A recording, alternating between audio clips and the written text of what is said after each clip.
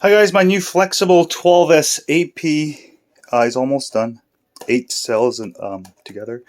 So it's going to be P1, P2, P3, P4, P5, P6, P7, P8, P9, P10, P11, P12, 12S, sorry, 12S, 12, 1S, 2S, 3S, 4S, 5, 6, yeah, to 12S 8P. It's a flexible battery, alright. I feel like the last, on the ends, it doesn't flex as much. That's why I put more batteries there. And I'm going to go ahead and put ESC here. And yeah, it's a flexible. I just got to connect the plus to minus, connect all these with 12 gauge solid wires all the way through.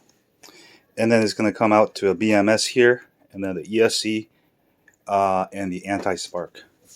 And that's pretty much it. I am going to actually work on this another time, but I just used some VMF tape for the bottom, and then I put this stuff, what is this called? This stuff on your surfing suits on the sides, so if it vibrates, it absorbs it. So I designed this battery case so it has enough room so you can put that in there, and it fits just perfect. All right, so really love it. No creaking, nice flexes. This should give you like almost, I don't know, like 50 miles of range, 60, 70 maybe. So looking good. I'll have an update soon.